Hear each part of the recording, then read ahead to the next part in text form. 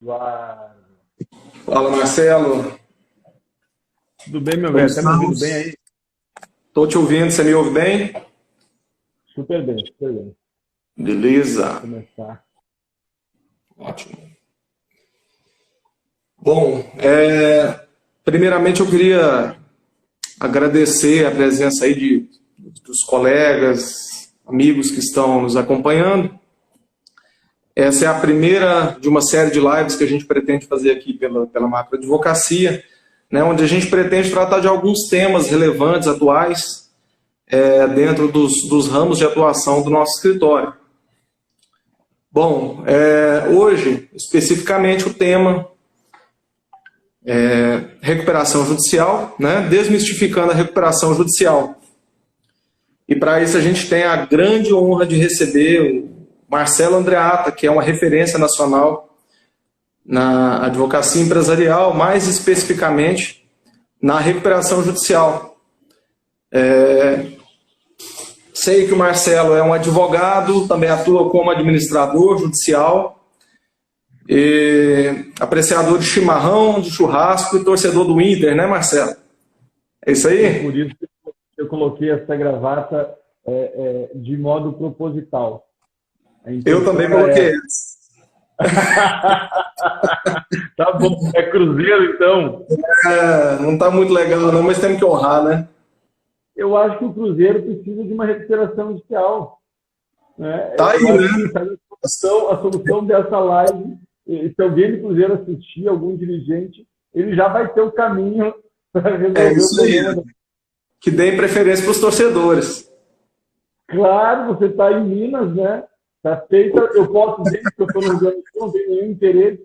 Então, Cruzeiro, assista a live e já vamos fazer uma procuração. Claro, vamos entrar aí com a tese de RJ de associações esportivas, né?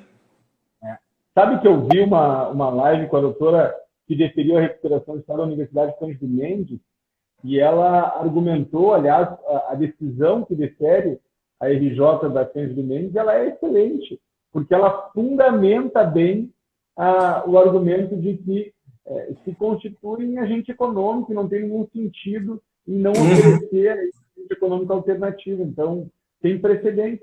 E Pois precedente é. não só do ponto de Show, decisões, mas construções coletivas. show de bola. Marcelo, eu queria que você falasse um pouquinho sobre quem é Marcelo Andreatta, né? A gente se conhece aí através de cursos, né, de recuperação judicial e tudo mais. Eu queria que você fizesse uma breve introdução da sua estrada aí para quem está nos assistindo. Perfeito, perfeito. Bom, eu sou advogado, fui por um tempo professor universitário e entrei nos processos de recuperação judicial há cerca de 7 ou 8 anos, a partir da figura na atuação como administrador judicial, integrando uma equipe de administração judicial da qual eu faço parte, sou sócio de uma empresa que tem esse escopo. Depois de atuar como AJ em grandes recuperações, e aí os colegas que estão me assistindo acreditam em grandes mesmo, recuperações que envolvem 800 milhões, 450 milhões, a gente construiu a expertise em recuperações judiciais a partir da prática. E aí, Eduardo, é interessante sublinhar isso, porque não foram nos bancos acadêmicos que nós construímos a nossa experiência, o nosso conhecimento de recuperação judicial. Foi do dia para a noite atuando em grandes recuperações judiciais. E essa experiência em grandes recuperações judiciais acabou nos trazendo para recuperações médias e pequenas, mas foi naquele boom de 2014, 2015. Então, imagina aí uma avalanche de recuperações judiciais em razão da retração da Lava Jato, que implicou na atividade econômica, combinado com a crise política, aquele cenário desastroso que nós atravessamos e que levou Sim. muitas empresas a se socorrer no remédio, muitas empresas do agro, né? Eu estou falando da região sul do Brasil. Depois dessa experiência como administrador judicial, que nós enveredamos para promover recuperações judiciais. E aí nós tivemos algumas recuperações e em todas que a gente trabalhou, a gente teve êxito na aprovação do plano e as empresas ainda estão operando e pelo que a gente tem de acompanhamento, muito bem. É Uhum. aquela frase que eu gosto sempre de reproduzir no colegiado empresarial, Aliás, depois dessa jornada, eu segui trabalhando no escritório, mas eu criei treinamento avançado em recuperação judicial, que é o lugar em que nós nos encontramos. Porque quem está nos assistindo pode saber, mas o cara do Rio Grande do Sul, Eduardo de Minas Gerais, como é que eles se conheceram? Né? Nós nos conhecemos a partir desse treinamento. E aí, claro, sabendo que você já tinha uma larga experiência na atuação também em RJ, até eu acho, Eduardo, que você entrou mais para colaborar no colegiado empresarial. Mas essa é a minha experiência. Bacana. Eu achei... O seu áudio está um pouquinho baixo, Marcelo. Acho que está um pouquinho baixo. Está um pouquinho. Está melhorando? Melhorou um pouquinho ou não? Não? Melhorou um pouco? Melhorou. Agora melhorou. Eu achei muito interessante. Você começou aí ao contar a sua história. Você descreveu o cenário de crise econômica, política de 2014, e é muito interessante porque aí você trouxe a figura da recuperação judicial a partir de uma crise, né? E você não concorda comigo que nós estamos vivendo novamente uma crise, talvez não, acho que com certeza muito maior, né? Uma crise sem precedentes de todas as ordens aí, política, econômica, saúde pública.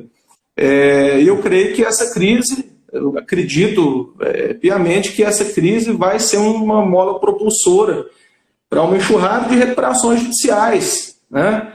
Acho que a recuperação judicial vai ser um fator interessantíssimo, vai ser um fator muito importante e um personagem de destaque na recuperação da economia brasileira.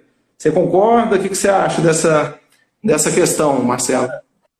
Eu concordo integralmente com isso. Eu tenho um pouco de receio de entrar muito nesse tema, porque nós vivemos um contexto de muita polarização, né? Parece que o bom senso, aquela velha senhorinha chamada bom senso, ela saiu da sala e o pessoal está com os ânimos muito exaltados e não vê que o dia é claro e que a noite é escura. Simples assim. A crise fiscal que o Brasil atravessa, e que não é culpa do governo A ou B, é um fato. E segunda, a instabilidade com relação à abertura ou fechamento da economia é outro fato. O abre e fecha é um fato. A nova cepa do Covid-19, que vem alarmando o setor de saúde, eu conversei no final de semana com um médico que eu tenho por amigo, um grande amigo, na verdade, pai do Bruno, que trabalha conosco no colegiado, trabalha com o escritório. Isso, o doutor Leão estava me contando que a nova cepa ela tem a condição de ser 30% mais letal e muito mais rápido. Então, na realidade, nós estamos vivendo um cenário de grave instabilidade e imprevisibilidade. O tema dessa live, Eduardo, é interessante porque já começou o movimento de recuperação fiscal, começou no final do ano passado. Então, os números sobre o index de recuperação fiscal comparados com 2019 já estão aí. Os números são avassaladores. Mas esse movimento também ele teve respaldo no Congresso, com a mudança da legislação. Por que tudo isso é importante? Tudo isso é importante para os colegas que estão nos assistindo entenderem, os agentes econômicos, que porventura também estejam por aí, entenderem que o remédio para a crise do agente econômico é o tema que está agora nos reunindo. Ponto final, sem muita frescura, sem muito detalhamento. Os advogados não acreditam ou não conhecem esse instituto, ou as empresas têm dificuldade em conhecer esse instituto, e por causa desse desconhecimento, eles tratam o instituto confundindo com o processo falimentário. Não tem nada a ver. Não tem nada a ver. Na realidade, o que nós precisamos fazer? Nós precisamos construir um consenso maior entre os advogados de que embargos à execução protelatória, exceções de executividade só para ganhar tempo que não ganha, e outros remédios que andam paralelamente à estratégia de surgimento, não funcionam. Não. E aí, nesse sentido, que é importante desmistificar a recuperação fiscal. Justamente. sobre esse ponto, eu acho que a gente consegue começar, dar início aí, um ponto de partida mesmo no nosso tema, a confusão, né, que se faz, às vezes até no próprio meio jurídico, né? Mas vamos falar mais do empresariado, das pessoas que de fato precisam desse remédio, da recuperação judicial. A confusão que se faz entre o processo de recuperação judicial, né, o procedimento recuperacional, e o procedimento falimentar, né? A gente sabe que os dois estão previstos na mesma lei, e talvez daí parta a confusão, né? A Lei 11.101 ela traz, tanto que ela é chamada de LRF, né? É a Lei de Recuperação Judicial e Falência. Então, como no bojo de uma só lei, nós temos os dois procedimentos, e como a gente sabe que, de certa forma, um decorre de outro, né, em determinadas situações, existe um medo, né, do empresário de falar recuperação judicial. Então, às vezes, a gente vê, como você falou aí, os embargos protelatórios, recursos em cima de recursos e mais recursos para segurar execuções. Nós estamos falando aí de atualização, dívida judicial de 1% mês. Hoje isso é um baita investimento, né? Então, quer dizer, para o devedor não é ruim essa enrolação mais. Agora, num cenário de recuperação judicial, muda-se, né, a figura. A gente tenta restabelecer, né, Marcelo, a plausibilidade, a viabilidade da empresa, né? E aí a gente tem que analisar se essa empresa de fato é viável, né? Mas eu acho que assim, a grande questão que diferencia os dois procedimentos, que a gente tem que deixar muito claro para quem está nos assistindo, sobretudo para o público geral, os empresários em dificuldade, principalmente, que a recuperação judicial ela seguia pelo princípio da preservação da empresa, né? A preservação da empresa, quer dizer, o ponto máximo da recuperação judicial. Sempre, todas as questões que surgirem vão se guiar por esse tema, diferentemente da falência. A falência já é uma situação onde a empresa já não é mais viável. O que vai se falar ali é o seguinte: vamos ver o que a empresa tem, vamos liquidar e vamos pagar da forma que der, proporcionalmente, né? Então, assim, eu acho que essa confusão ela é um malefício muito grande, porque, de repente, empresários que poderiam... A gente vê portas fechando de empresas extremamente viáveis. Empresários que poderiam entrar com a recuperação judicial teriam tranquilamente o pedido deferido. Sabe que eu acho que é um pouco problema nosso também. Eu vou tentar argumentar aqui até para a gente criar um dissenso para quem está nos assistindo achar graça. Porque senão quem está nos assistindo vai pensar, mas eles combinaram, está tudo certo, não está tudo certo. A gente não combinou nada e a gente gosta de discutir. Por exemplo, o Cruzeiro não vai voltar para a primeira divisão e nós vamos ganhar o Brasileiro. Mas, enfim, voltando à questão aqui. Aí não tem dissenso, não. Pois é, né? Olha só, eu acho que é um pouquinho de culpa nossa, Eduardo, em que sentido? Tem um pouquinho de culpa nossa porque a gente não sabe comunicar. O advogado, na verdade, eu me lembro na faculdade que havia um professor de direito penal, ele usava os termos convencionais, compreensíveis do segundo semestre, depois ele dizia: agora, se vocês quiserem cobrar bem os horários, vocês usem essas palavras. Ele usava umas palavras que ninguém entendia. Assim. De algum modo, a recuperação social é algo pouco comunicado. Né? Por isso eu criei o canal, por isso que eu produzo. Quer ver uma coisa? Está quebrando um pouquinho seu vídeo, Marcelo. Não sei se melhorou um pouquinho. Vai ter quebras, né? Quebrou, voltou. Talvez eu pegue outro microfone. Não, mas acho que a internet está pixelando. Deixa eu mudar aqui o negócio da internet. Deixa eu... Vou só abrir uma porta aqui também que de repente ajuda.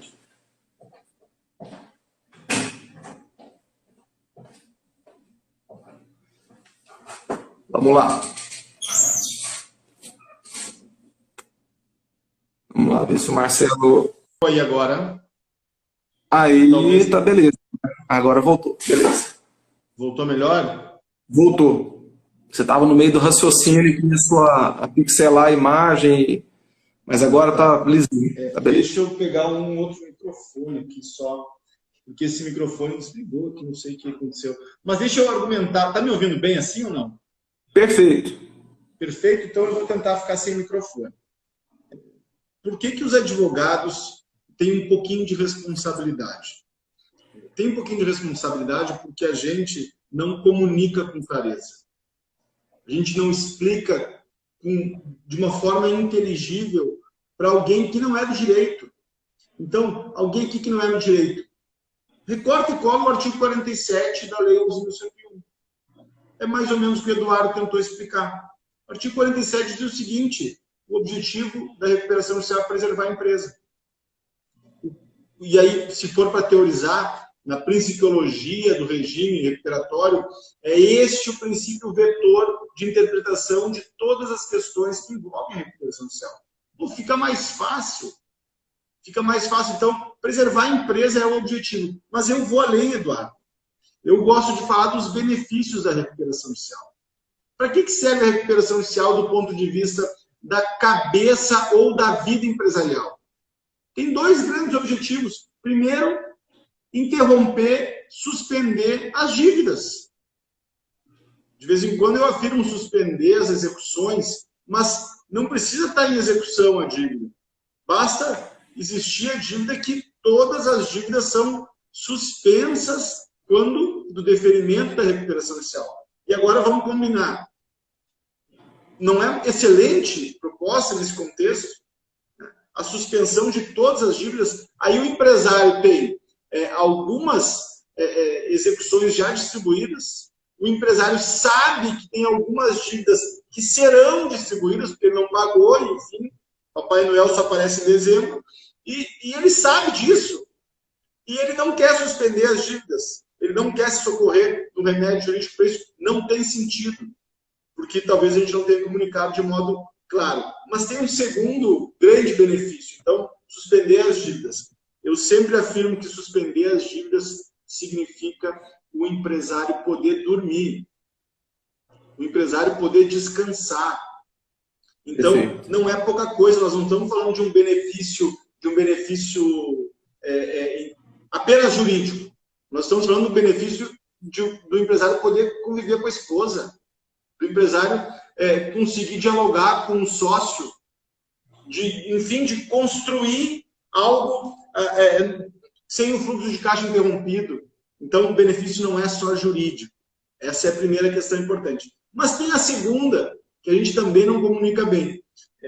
Então, o cara suspendeu. Qual é a segunda? O segundo é repactuar essas dívidas. E repactuar de uma forma possível, viável. E viável a partir do quê? De sonho? Não, viável a partir de um laudo de viabilidade que vai retratar pura e simplesmente o que a empresa pode produzir. Cara, como que vai ser ruim isso? É que a gente não explica com clareza os principais benefícios da recuperação judicial. Esses são os dois principais. E qual é o fundamento? Então, Marcelo, eu entrei agora na live. E tem esses dois principais benefícios. Qual é o fundamento do Instituto? É a preservação do agente econômico. Então, não tem como ser ruim. O que tem é desconhecimento, né? O que tem é confusão. Eu creio que a grande dificuldade que o empresário pode ter, além dessa meia-culpa, né, da nossa classe que você fez, e está 100% correto, Marcelo caiu. Não, estou te ouvindo. Ah, tá. Vamos lá. Além dessa meia-culpa, né, que realmente é um fator assim, importantíssimo, acho que a gente tem que falar também a respeito da análise de viabilidade. Fato é que a gente tem poucos profissionais, advogados que trabalham na área, né? Então, o empresário vai ter muita dificuldade, e é normal que tenha mesmo, identificar quando é viável ele entrar com uma recuperação judicial, né? E aí a gente costuma falar, né, Marcelo, é quando todos esses benefícios, principalmente esses dois benefícios centrais que você mencionou, quando esses dois benefícios, de fato, forem aptos a reerguer, a soerguer a empresa, né? Quer dizer, a pergunta que eu acho que tem que ser feita por empresário em dificuldade, que está se candidatando ali a uma recuperação judicial, é o seguinte: vamos levar o termo da lei, a gente sabe que se estende mais, mas tem que ser perguntado se todas as suas dívidas forem suspensas, obviamente as dívidas que se submetem, a gente sabe que não são todas, mas se as suas dívidas forem suspensas por um prazo de pelo menos 180 dias, prorrogável por 180 dias, a gente sabe que esse prazo acaba ultrapassando isso na prática, né? Ou seja, só aí a gente já tem um ano de suspensão. Se isso acontecer, você consegue trabalhar nesses 360 dias para reerguer a sua empresa? Quer dizer, como você observou, trabalhar sem ter fluxo de caixa interrompido, trabalhar sem ter devedor batendo na sua porta, sem ter oficial de justiça procurando bens para penhorar, para arrestar, né? Essa situação te colocaria confortável para se dedicar além de, como você bem observou, dormir bem, poder sentar numa mesa com seu sócio, com a sua esposa e conversar sem estar com a cabeça a mil? Além disso, você tem condições de, nesse período, trabalhar o suficiente para reerguer a empresa? Acho que esse é um fato muito importante, né? Porque a recuperação judicial não faz nascer dinheiro na empresa. O que ela faz é paralisar a situação de inadimplência, aquela situação de incerteza do dia de amanhã, para que o empresário, o agente econômico, que agora não é só empresário, né, estritamente falando mais, mas que o agente econômico possa, de fato, se dedicar ao principal, que é trabalhar, fazer a empresa rodar, né? Isso é muito importante. E, além disso, além desse benefício, né, da suspensão das dívidas, né, da suspensão dos processos que já estão distribuídos, dos que poderiam ser distribuídos, o que é mais benéfico ainda é a repactuação, né? Eu acho importante a gente só, assim, bem brevemente, falar de 3 pontos que eu acho que são os pontos principais. Talvez, não sei se você concorda comigo, mas eu entendo como sendo os 3 pontos principais da repactuação de dívidas no bojo da recuperação judicial. Que são, né, o alongamento do prazo, isso a gente, né, tem a capacidade de propor dentro de uma esfera negocial, o alongamento do prazo dessas dívidas, o deságio da dívida e uma carência, né? Início de pagamento, quer dizer, o empresário deve X, ele está em dificuldade. Além de ter essa suspensão imediata dos processos que estão ali batendo a porta, dos oficiais que estão ali tentando arrestar, penhorar seus bens, com a cabeça fria, obviamente com uma assessoria boa, né, uma assessoria de qualidade, ele vai poder montar o plano de recuperação judicial propondo como ele pode pagar. Quer dizer, eu devo X, eu não posso pagar X, posso pagar meio X. E esse meio X eu posso pagar em 5 anos. Só que eu só consigo começar a pagar daqui 2 anos. Então, obviamente que isso é tudo a título de elucidação, de exemplo, mas não está muito longe da realidade, né, Marcelo, que a gente trabalha. Então, eu creio que o empresário ele tem que ter isso em mente, o benefício da recuperação judicial, porque o pior cenário para todo mundo, sem dúvida nenhuma, tanto para o devedor quanto para o credor, é a falência. Cenário de falência, acho que não tem, assim, uníssono, né? Não tem divergência entre todos os operadores do direito, que realmente é o cenário que não privilegia ninguém, não atende aos interesses de ninguém. E aí, aliado a essa questão da ausência, da falha de comunicação dos advogados, né, nos quais nós nos incluímos aí, da dificuldade de entendimento, que talvez até decorra do primeiro fator, nós também temos um exercício, que talvez também pela falta de entendimento, mas um exercício meio maléfico da mídia. É até muito interessante um caso que a gente levou, né?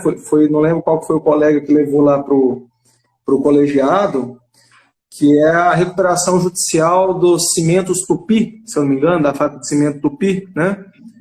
Que a matéria veiculava o seguinte, tinha um título, não me lembro muito bem qual, e dizia o seguinte: o pedido de proteção contra credores foi feito assim, assim, assim, assado. Quer dizer, proteção contra credores, até parece que, né, o judiciário vai colocar ali debaixo da asa e proteger e afastar os credores, e não é bem isso, né, Marcelo? Sabe que você descreveu os benefícios no plano de recuperação judicial. E excelente. Então, o deságio, a carência, ou o stay, né, o tempo e o alongamento. Mas eu queria chamar a atenção, grande parte das empresas precisam disso. Acho que nós já concordamos com essa questão quando nós iniciamos essa prosa discutindo o contexto em que nós estávamos inseridos. Um contexto em que o Brasil diminuiu 4,5%, em que a gente, por mais que queira, tenha boa vontade, a gente vê dificuldades para frente. Então, nesse contexto de dificuldades, a gente já percebeu a necessidade, mas então de grande parte do empresariado brasileiro. Mas eu quero quero retornar um pouquinho. O Francisco chama a atenção que quem dividiu conosco isso foi a Larissa no colegiado. Excelente, Francisco, excelente. Mas aí tem uma questão anterior ainda, quer ver? Algumas empresas precisam de um deságio agressivo, e precisam mesmo. Precisam de um alongamento, enfim, 120 meses. Quem nunca viu um plano de recuperação judicial de 132 meses? Precisa de uma carência de 2 anos para atravessar esse tormento. A gente sabe disso. Mas, deixa eu te fazer uma provocação. Existe alguma empresa que tenha um endividamento médio? Alguma empresa que não precise, olha só, simplesmente queria recusar a proposta para dizer no seguinte, imagina a seguinte empresa eu fazendo essa proposta. Empresário, 1 ano de suspensão de todos os compromissos e todos os compromissos serem adimplidos em até 6 anos. Qual empresa recusaria essa proposta? Qual empresa com um mínimo endividamento olharia essa proposta e diria, não, obrigado, não vale a pena. Então, recuperação judicial não foi concebida pelo legislador como um instituto destinado a empresas em situação pré-falimentar. Ela cumpre essa função também, e que bom, que bom. Ela tira empresas de dificuldades, excelente, mas a recuperação judicial foi concebida pensando em evitar que essas empresas chegassem em uma situação pré-falimentar. Então, a empresa começou a constituir um cenário, começou a atravessar um cenário em que percebe a diminuição progressiva do faturamento. E isso é perceptível, né? Não precisa ser doutor em Excel. É só ver a diminuição progressiva do faturamento. E essa linha de diminuição do faturamento está atravessando o começo do vencimento dos seus compromissos. Bom, é esse o momento. Ela não precisa baixar no limite o faturamento e chegar no limite do vencimento dos compromissos. É possível comprovar que ela faz jus à recuperação judicial. E em algumas circunstâncias, basta interromper esse ciclo inicial, usar o stay period, que a lei permite 180 dias, mais 180. Não é mais construção jurisprudencial, não é mais pesquisa científica. Quando eu falo pesquisa científica, eu me refiro ao Observatório de Solvência da PUC de São Paulo, que, pesquisando as recuperações do TJ de São Paulo, chegou à conclusão que o stay médio das recuperações de São Paulo, 517 dias. Isso é pesquisa científica. Não é o Marcelo que está vendendo essa ideia. Isso aí é o Observatório de Solvência da PUC, que tem como um dos coordenadores o doutor Daniel Carmo Costa, se eu não estou enganado, o doutor Ivo Weisberg, que é uma referência. Então, são essas figuras que chegaram a essa conclusão. Tá bem? Até não sei se o doutor Daniel Carmo Costa faz parte do observatório, mas, enfim, circula naquele território. O que importa aqui é que qual é o empresário que recusa 1 ano de suspensão das execuções. E depois de 1 ano, que eu não falei 517 dias, depois desse ano parcelar esses compromissos em 6 anos, com juros que se convenciona com o credor, em regra menores do que qualquer contrato, obviamente menores, né? Com a atualização, com todas as taxas, enfim, é convidativo, só não tem mais recuperação judicial, porque existe um pouco essa dificuldade de comunicação e esse preconceito. E mesmo assim é um mercado que está sempre aquecido.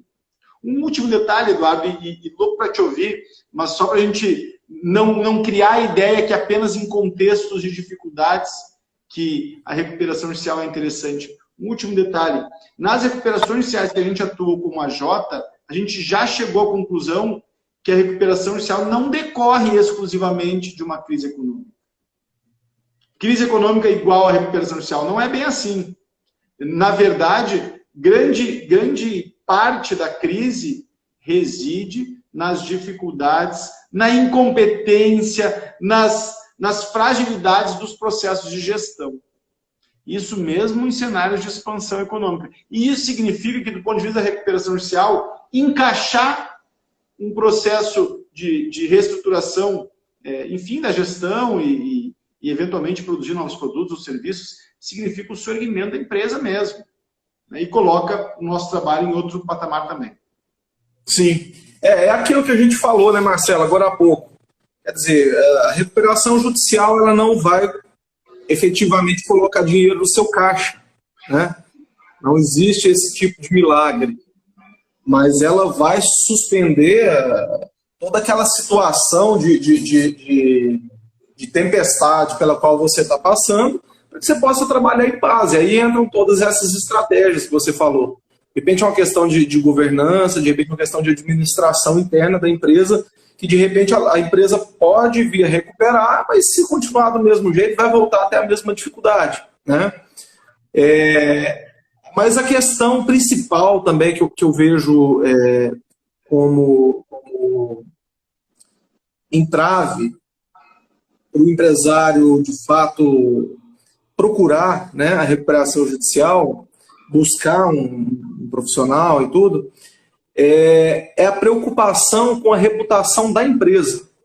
Você já notou isso? Que sempre que alguém vai no seu escritório para te perguntar sobre recuperação judicial, para fazer uma consulta, ou efetivamente quem já está em recuperação judicial tem uma cautela, e deve ter mesmo, uma cautela muito grande com a reputação da empresa.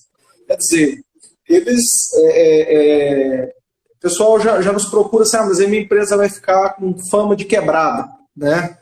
Que a gente fala assim, já estou com fama de quebrado. E realmente a gente sabe que em alguns cenários isso pode até vir a acontecer, mas não é bem assim, né? Essa resistência, ela pode ser desconstruída muito facilmente quando a gente analisa casos de empresas que entraram em recuperação judicial e conseguiram levantar a recuperação judicial, cumprir o plano e estão funcionando 100%, estão em plena atividade. Quer dizer, essas empresas, eu acho que elas têm até elas têm imagem reforçada, né? Perante a sociedade, perante o consumidor, perante os fornecedores. Quer dizer, esse cara estava em dificuldade a ponto de fato, quebrar. Mas ele conseguiu levantar, né? Conseguiu ressurgir das cinzas ali. E um fato muito interessante, um exemplo, na verdade, muito interessante de uma empresa que sequer se recuperou ainda. Ela ainda não se recuperou efetivamente, mas está em processo de recuperação. Acho que um processo muito conhecido aí, todo mundo vai saber, é o da Oi, né? A Oi está em recuperação judicial já há algum tempo, e no ano passado, eu até anotei aqui, se eu não me engano, foi 171% de valorização das ações, uma empresa que está em plena recuperação judicial. Aí você vê a força do Instituto, né? E essa valorização não decorreu do nada. estava lendo algumas coisas a respeito e eu vi que o grande boom dessa valorização ela veio no momento da apresentação, da repactuação do plano, né? Teve um plano que envolvia ali a venda de alguns ativos e tudo, a disposição de alguns ativos, para saldar alguns dos débitos ali, enfim. Quer dizer, a empresa que de fato quiser buscar a recuperação efetiva, ela vai ter a sua reputação ilibada no final da recuperação, desde que de fato se recupere, né? Eu acho que quem tem que ter preocupação com a reputação, uma preocupação real mesmo, é de repente aquele pessoal que entra com a recuperação judicial sem perspectiva de cumprir, né? A gente sabe que existe gente que existem empresários que às vezes veem na recuperação judicial e aí entra mais uma vez aquela questão da falta de conhecimento, né, e de esclarecimento. Entra só de olho ali no stay period, né, só na suspensão das ações. Peraí, eu vou usar esse 1 ano, 2 anos aí de suspensão, eu respirar, mas eu não tenho interesse em trabalhar o suficiente para fazer essa empresa levantar novamente, né? Então, acho que o corte que deve ser feito, se você precisa e se você tem viabilidade, é esse, né? Além da viabilidade, obviamente, técnica, que tem que ser feita por um profissional, um auditor, um contador bem competente para verificar se a empresa tem capacidade de dentro do fluxo de caixa que tem hoje, com os benefícios da recuperação, se ela tem capacidade de levantar. Além disso, tem que ver realmente o próprio propósito, né, do empresário. Cara, recuperação judicial, ela não acabou o tempo de preconceito. Se alguém aqui nos assistindo tem algum preconceito, não me siga, não me acompanhe, porque essa ideia de que recuperação judicial é uma fraude a credores, isso é mentira. Totalmente. Olha a falência. Eu participei de uma grande recuperação judicial em 2015. Eduardo, a Assembleia foi uma loucura, 1.200 credores, uma loucura mesmo. Muita gente dizendo não, porque é fraude, ligavam, dizendo, e a gente como administrador judicial, discutindo e, enfim, argumentando que iriam votar contra o plano e que era um absurdo aquilo que estavam fazendo e coisa e tal. O que os caras que falavam isso fizeram? Votaram favorável ao plano. Então, os credores que constroem de vez em quando essa ideia de que recuperação é um horror, acabam apoiando o plano. E por que acabam apoiando? Porque são burros? Não, porque sabem que este foi o melhor caminho ou o único caminho possível. 2013 e 2014 era razoável essa crítica, porque o Brasil não tinha muitas recuperações judiciais para se espelhar. A Varig tinha há pouco tempo o decreto falimentar e ainda pairava assim na ideia de todos que recuperação judicial é igual ao cenário Varig. Então, 2014 viu outro contexto. Grandes recuperações judiciais, a grande maioria alcançando seu objetivo, a grande maioria alcançando seu segmento. A gente fez um levantamento no escritório de quantas recuperações judiciais tinham convolado em falência de 2014 a 2015. O número é 15% a 20%. Isso significa que 80% se recuperaram. Então, não tem sentido esse preconceito. Agora, o empresário que não ingressa em recuperação judicial por causa desse preconceito, ele que vai à falência. Porque para ele não é inteligente. Ele tem que ter abertura para entender o instituto. Quem sabe o credor possa, eventualmente, ser um pouco mais resistente, mais chato do jogo, mas o empresário ter receio da recuperação judicial com perdão da expressão, é burrice. Burrice pura e simples, porque esse benefício foi criado para ele. E aí, ao mesmo tempo que ele tem esse preconceito, ele não dorme. Quando ele vai abrir a firma, ele tem medo do oficial de justiça, ele olha ao fora, atravessa a rua, ele fala com o advogado sempre com medo da novidade. Então, bom, ele prefere viver assim. Tem gente que é masoquista mesmo, né? E aí nós temos que sair do direito e abrir uma live de psicanálise. Entender as dores desse camarada aí, pelo amor de Deus, né? Eu costumo dizer que advogado não quebra empresa. Advogado recupera a empresa. Então, se uma empresa está em dificuldades e contrata um advogado para promover a recuperação judicial, se essa empresa se recuperar, é em grande medida graças ao advogado. Agora, se essa empresa não se recuperar, é porque ela não produziu o mínimo de dinheiro. Porque basta analisar, fazer um olhar panorâmico de todos os planos de recuperação judicial. Os planos de recuperação judicial que estão sendo aprovados no Brasil hoje não exigem muito das empresas. Não. Os percentuais de pagamento médio, anuais, são baixos diante do endividamento. Então, por isso que eu brinco, que se a empresa não consegue pagar um plano de recuperação judicial depois de 2 anos de suspensão, inclusive de créditos trabalhistas, mesmo com a lei obrigando a pagar 1 ano após a homologação, empresas deixando 2, 3 anos sem pagamento do crédito trabalhista pela suspensão, pelo stay. Então, 2 ou 3 anos sem pagar nenhum credor submetido. Depois de 3 anos, pagar 60% do crédito submetido em 6 anos. Aí o empresário não conseguir pagar, cara, tudo bem, empresário, tá certo, meu velho é difícil mesmo, mas a culpa não é do advogado. O único jeito do advogado resolver essa questão seria o advogado pegar a casa dele, vender e pagar o plano. E isso não está no contrato. E a gente gosta de dizer, como administrador judicial, que o momento em que se constituíram essas dívidas, o empresário não estava no escritório do Eduardo, convidando ele para ir para a praia, convidando ele para ir para andar de barco, andar de helicóptero. Ele não tinha esse convite. Agora está nas dificuldades, então a gente faz o possível, mas se depois de 5, 6 anos não conseguir pagar uma parte pequena da dívida, o problema é da operação, não é do advogado. A gente tem que criar, a nossa obrigação, né, Marcelo, é criar um cenário para o sujeito trabalhar, tranquilo, e produzir, né? Esse cenário é obrigação nossa, né? É atribuição nossa criar. Agora, de nada adianta se de repente o que a gente falou ali para trás, as mesmas falhas que levaram a empresa àquela situação, né? Que levaram a te procurar para entrar com a recuperação judicial, se elas permanecerem, não adianta. Então tem que haver realmente uma mudança.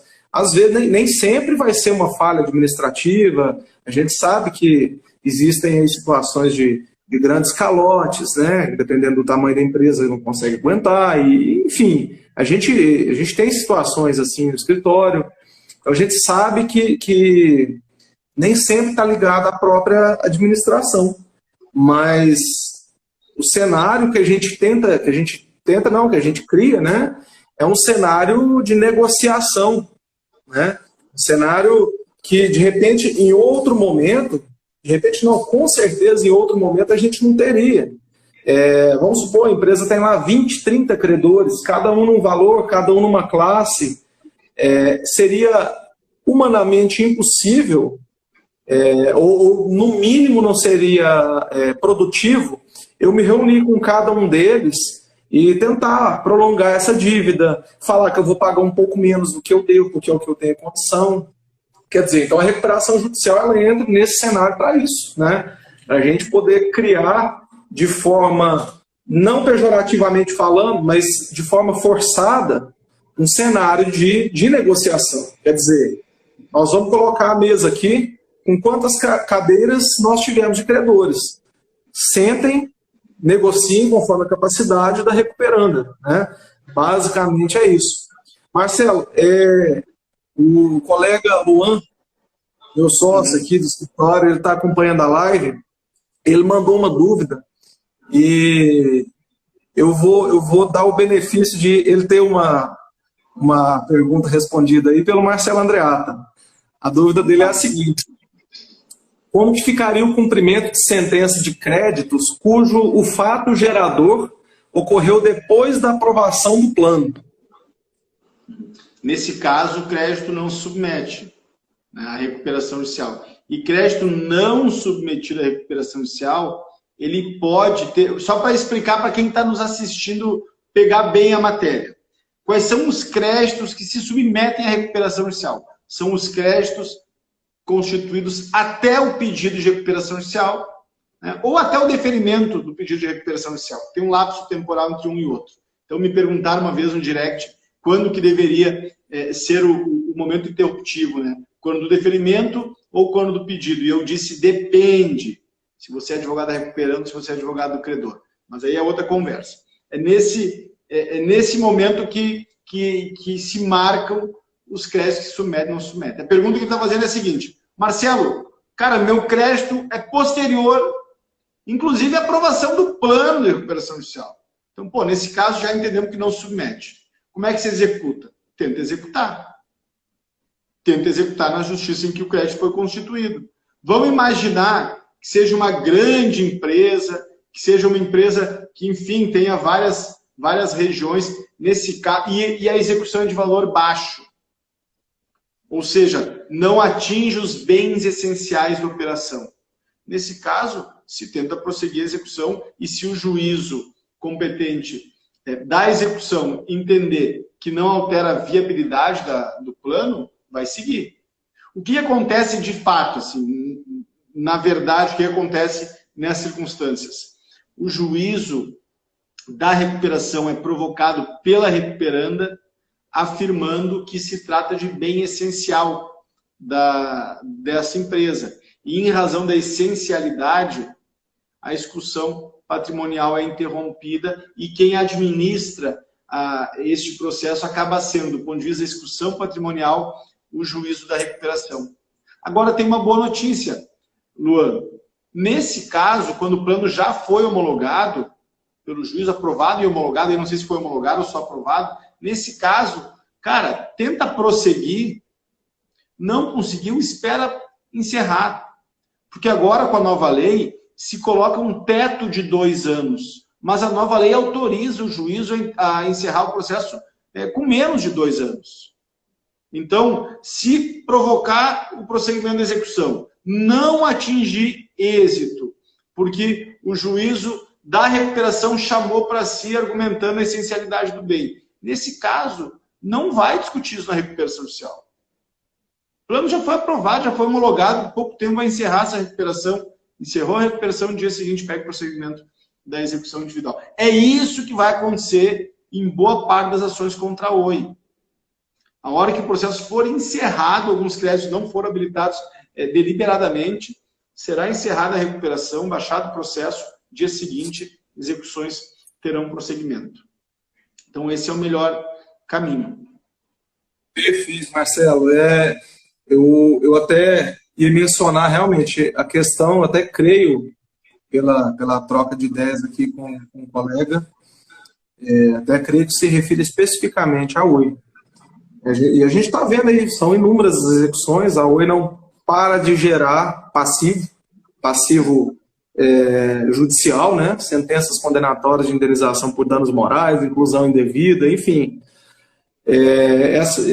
Esse aspecto de uma recuperação judicial muito grande, muito vultuosa, que é o caso da OI, vai vir acompanhado necessariamente disso, sempre, né? E uma coisa interessante, só para contextualizar, quem está nos assistindo e não, de repente, ainda não lida com recuperação judicial, que o Marcelo falou aí com muita clareza a respeito dos bens necessários ao prosseguimento, né, da empresa, porque na Lei 11.101, mesmo aqueles créditos, né, que não se submetem, porque a gente sabe que não são todos os créditos que submetem, Marcelo também já disse, mesmo aqueles créditos que não se submetem à recuperação judicial, a execução deles, quando a gente entra em fase expropriatória, que seria o quê? Penhora, adjudicação, arresto, né, que é a tomada mesmo do patrimônio, ela pode ser indiretamente suspensa, né, Marcelo? Não é uma suspensão da execução, mas é uma suspensão desses atos de expropriação. O juiz pode, e normalmente faz isso, ele suspende a penhora, o arresto, a adjudicação, o que vai afetar aqueles bens que são necessários, né? Por exemplo, uma transportadora não pode ter lá seus caminhões todos penhorados e adjudicados, mesmo por créditos extraconcursais. Porque se assim fosse, a recuperação judicial seria completamente frustrada. Nosso tempo aqui, Marcelo, está Deixa eu no final. Deixa eu só fazer mais uma ponderação sobre esse tema.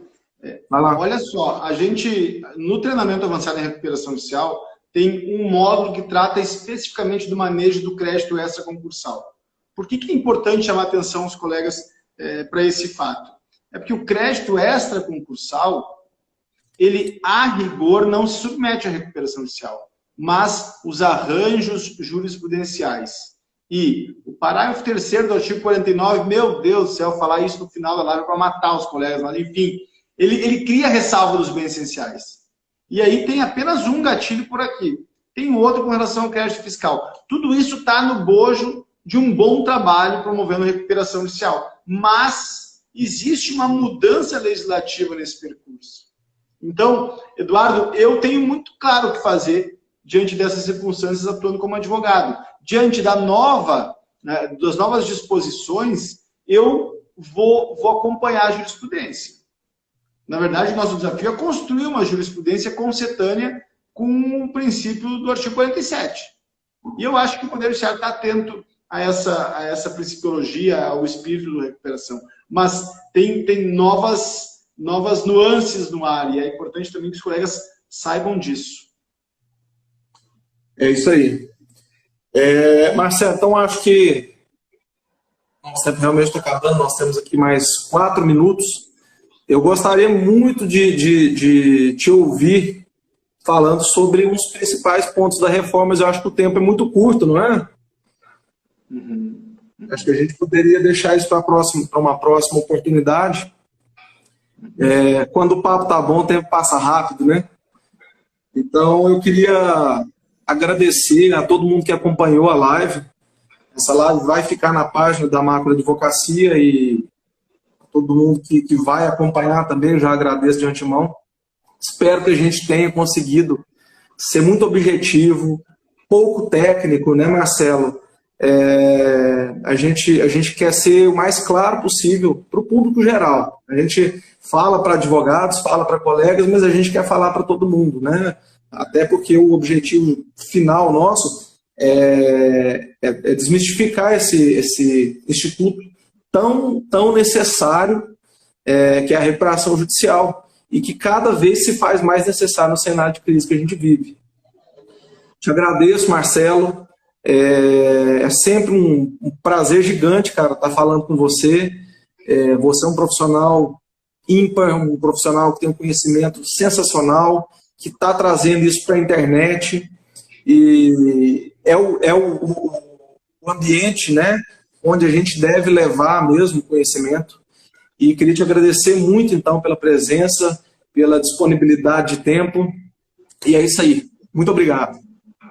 Valeu. Valeu, gente.